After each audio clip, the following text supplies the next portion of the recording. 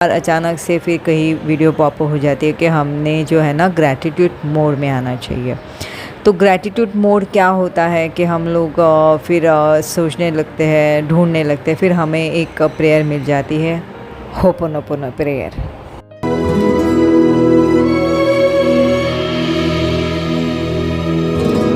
Hello everyone, welcome back to my channel. आप सभी का ट्विन फ्लेम सेम सोल में दिल से स्वागत।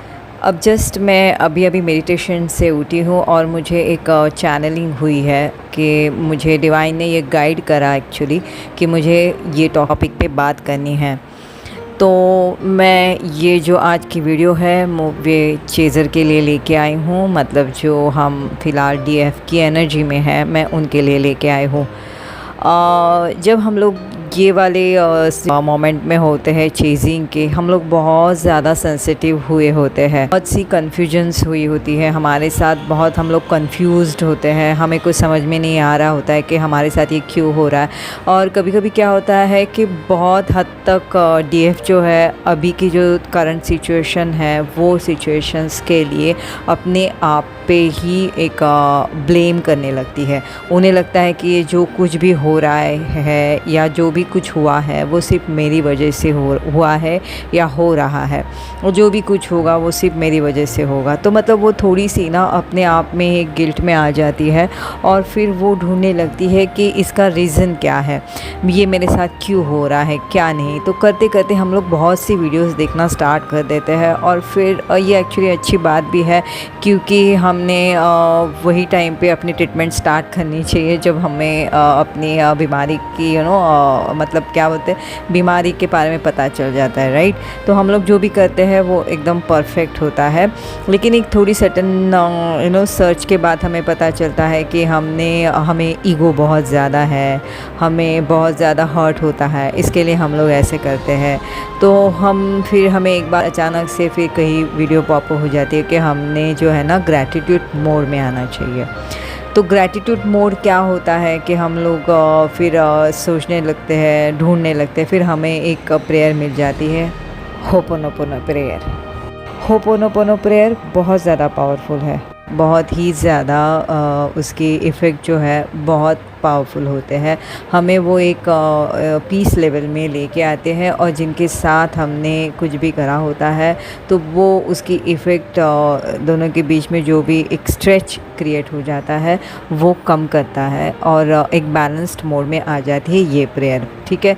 तो हम लोग एक ग्रैटिट्यूड मोड में आते हैं और हम हर चीज़ के लिए, मन हो ना हो, अंदर हम बहुत ज़्यादा टेंशन में होते हैं, हमारे दिमाग में बहुत 1760 मतलब सोच होती है, उसके बावजूद भी हम लोग फिर ग्रैटिट्यूड करना स्टार्ट कर देते हैं। ये प्रेयर बिल्कुल परफेक्ट है, मैं इसके लिए कुछ नहीं बात करूँगी। मुझे जस्ट अभी जो डिवाइन ने जो चैनलिंग हुई है मुझे इस पर बात करनी है, तो मैं उसके ऊपर बात कर रही हूँ। तो डीएफ के साथ क्या होने लगता है, जब भी कोई भी उन्हें हर्ट भी कर देता है तो भी उन्हें क्या लगता है कि नहीं, ये सिचुएशन मेरी वजह से हुई है, अगर वो मुझे हर्ट भी कर रहा है तो शायद मैंने उन्हें कुछ किया है, इसके लिए ये हो रहा है। तो फिर वो ग्रैटिट्यूड पे करने स्टार्ट कर देते हैं, मतलब होपोनोपोनो ये जो प्रेयर है वो स्टार्ट कर देती है। तो नहीं, हमें ये नहीं करना है। हम हर चीज़ पे अपने आप को ब्लेम नहीं कर सकते। हमने अपनी ये सेल्फ़ रिस्पेक्ट जो होती है ना, एक मतलब लिटरली एक सेल्फ़ रिस्पेक्ट जो है उसको हर्ट कर देता है। सेल्फ़ रिस्पेक्ट नहीं होती, इसकी वजह से तो ये सेपरेशन मोड आया होता है। क्योंकि आपकी पता है, आप याद करिए जब हमारी जो भी लड़ाई हुई थी, जो भी बातें हुई थी, वो टाइम पे जब डीएम एकदम से साइलेंट जोन में चले गए या थोड़े से नाराज़ हो गए, तो हमने अपनी सेल्फ़ रिस्पेक्ट को साइड पे रख के उनके पीछे मतलब चेज़ करना स्टार्ट करे, तो उनको और ज़्यादा उसकी एनर्जी मिल गई और वो बहुत ज़्यादा स्ट्रॉन्ग हो गए। मैं डीएम की बात करूँ, डीएम बहुत ज़्यादा स्ट्रॉन्ग हो गए। तो सेल्फ़ रिस्पेक्ट ही तो नहीं होती, इसकी वजह से तो डीएम हमें हमारी मिरर करते हैं और हमें दिखाते हैं कि आप अपनी सेल्फ़ रिस्पेक्ट थोड़ी सी खो रहे हो, क्योंकि जो चीज़ के लिए वो हमारे तरफ अट्रैक्ट हो रहे थे, हमने वही चीज़ हटा के उनके पीछे एकदम नॉर्मल वाली बिहेव करना स्टार्ट करा है। हम डिवाइन फेमिनियन हैं, हम इस तरीके से सेल्फ़ रिस्पेक्ट अपनी डाउन नहीं कर सकते। अगर हमारे साथ कोई बुरा कर रहा है तो आप उसके ऊपर थोड़ा सा वर्क कीजिए, देखिए कि क्या हो रहा है, कौन सी चीज़ें हर्ट हुई है उन्हें, सामने वाले को, और कौन सी चीज़ें मुझे हर्ट हो रही है। पहले तो अपने बारे में सोचो और जो भी जिसके लिए भी आपको जो तकलीफ़ हो रही है, तो अपने माइंड में उसके साथ कॉर्ड कटिंग करो। एक अपनी प्रोटेक्टेड जो शील्ड होती है वो अपने आप पे आप क्रिएट करो, और फिर होपोनोपोनो प्रेयर कीजिए कि ठीक है, sorry, please forgive me, I thank you and I love you. Okay, ये जो प्रेयर है आप वो कर दीजिए और कॉर्ड कटिंग करके बात ख़त्म कीजिए। लेकिन इसका मतलब ये नहीं है कि आप, ठीक है, कोई सामने वाला आपको बदतमीज़ी से पेश आ रहा है, उसके बावजूद भी आप ग्रेटिट्यूड पे कर रहे हो कि यूनिवर्स को मतलब हमें ये इसकी पनिशमेंट मिल रही है तो हम कर्मा ना क्रिएट करें। आप दुखी होते हुए भी, अपने लिए सेल्फ स्टैंड ना करते हुए भी अगर आप ये ग्रेटिट्यूड पे कर रहे हो तो ये भी एक कर्मा क्रिएट हो जाता है, क्योंकि आपके अंदर का जो चाइल्ड है, आपके अंदर की जो सोल है वो हर्ट हो रही है, आपका सबकॉन्शियस माइंड हर्ट हो रहा है। हमारा पहला काम रहता है अपने सबकॉन्शियस माइंड और अपने इनर कोर को प्रोटेक्ट करना। हमारी ये जो बॉडी रहती है, हमारा ये टेंपल है, और उसके टेंपल के अंदर जो हमारा बेटा है वो हमारा भगवान है, हमारा सोल। तो उसे प्रोटेक्ट करना ये सबसे बहुत ज़्यादा इम्पॉर्टेंट थिंग है। अगर सामने ये टाइम पे डीएम भी होते हैं तो ठीक है, उनके साथ होपोनोपोनो आप प्रेयर कीजिए। कॉर्ड कटिंग तो करनी है ही नहीं और हो भी नहीं सकती, नेक्स्ट तो इम्पॉसिबल है, होगी भी नहीं, ये हमारे साथ ही रहने वाली है। लेकिन होपोनोपोनो प्रेयर करके फिर आप अपने आप एक शील्ड क्रिएट कीजिए और एक सेल्फ रिस्पेक्ट में आ जाइए। फिर देखना डीएम अपने आप ही अपनी तरफ अट्रैक्ट होंगे। तो मुझे ये सच में बहुत ज़बरदस्त तरीके से डाउनलोडिंग हुई, जस्ट चैनलिंग हुई। मैं मेडिटेशन में बैठी थी और मुझे डिवाइन ने गाइड करा है कि ये हमें बात करनी है, डीएफ को हर तरीके से अपने आप को डाउन नहीं करना है।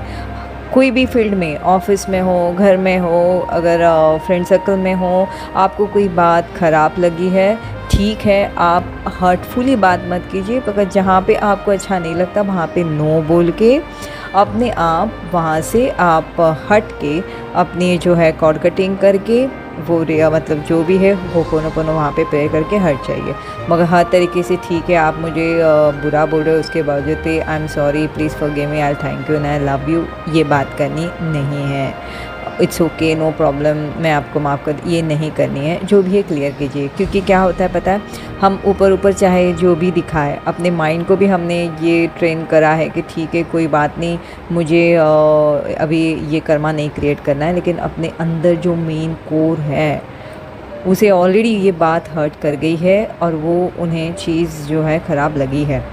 इग्नोर करना एक अलग बात है, कोई बात नहीं। जहाँ पे जब आपको कोई फील नहीं हो रहा है और आप इग्नोर करके निकल जा रहे हो तो उसमें आपका कोई कर्मा क्रिएट नहीं होता। लेकिन सच में कोई बहुत ज़्यादा हर्टफुल थिंग हुई है, सच में किसी ने बहुत ही ज़्यादा हर्टफुल वर्ड्स किए हैं, तो वहाँ पे आप वो जो है चैप्टर क्लोज़ करने के लिए अच्छी तरीके से माइंड एक मेडिटेशंस में बैठ के वो सामने वाले को मतलब सामने जिनकी वजह से आपको हर्ट हुआ है उन्हें सामने ले आके उनके साथ कॉर्ड कटिंग करके और फिर आप मतलब होपोनोपोनो प्रेयर करके कॉर्ड कट कीजिए और अपने आप को एक वाइट प्रोटेक्शन में लेके और फिर वो चैप्टर क्लोज़ कर दीजिए। उसके बाद उनके साथ हमें कर्मा नहीं क्रिएट करना है। अगर हमें रोज़ उनके सामने आना भी है, हमारी मजबूरी है, हम एक साथ ही रह रहे तो कोई बात नहीं, जितना वो कह रहा है उतनी ही बातें करो, काम से काम रखो और अपनी जर्नी पे ध्यान रखो, लेकिन अपनी सेल्फ रिस्पेक्ट मत गंवाओ। मतलब ऐसे सेल्फ रिस्पेक्ट मैं कुछ हर्ट कर दूँ या मैं कुछ बोल दूँ या मेरे मन में कुछ बुरा आ रहा है वो चीज़ के लिए फिर मेरा कर्मा क्रिएट होगा, ऐसे नहीं है।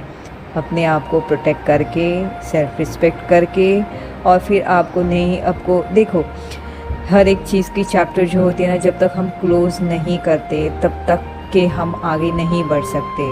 आप एक चैप्टर क्लोज़ नहीं करते और आगे बढ़ते फिर दूसरा और ऐड हो जाता है, दूसरा और ऐड हो जाता है, तो अंदर बहुत ज़्यादा लेयर्स हो जाते हैं। ठीक है, वो कर्मा मत क्रिएट कीजिए जो आपके सबकॉन्शियस माइंड को बर्डन फील हो, क्योंकि हम लोग अब ऑलरेडी जो भी है वो क्लियर नहीं करा है और आप अपने आप को हर्ट करते जा रहे हो। तो पहले तो अपने अंदर कोर में जो बैठा हुआ है हमारा जो चाइल्ड, हमारी जो सोल, हमारा सबकॉन्शियस माइंड, पहले हम उसे प्रोटेक्ट करें।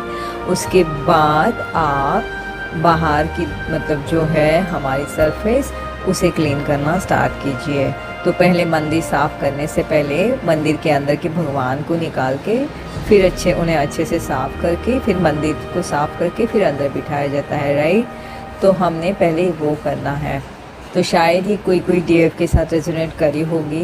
ये बिल्कुल मतलब मुझे जस्ट डाउनलोडिंग हुई है। मेरे जो भी वीडियोस होते हैं जब मैं मेडिटेशन में बैठती हूँ, मुझे डिवाइन से गाइड होता है और मैं वो बात करती हूँ।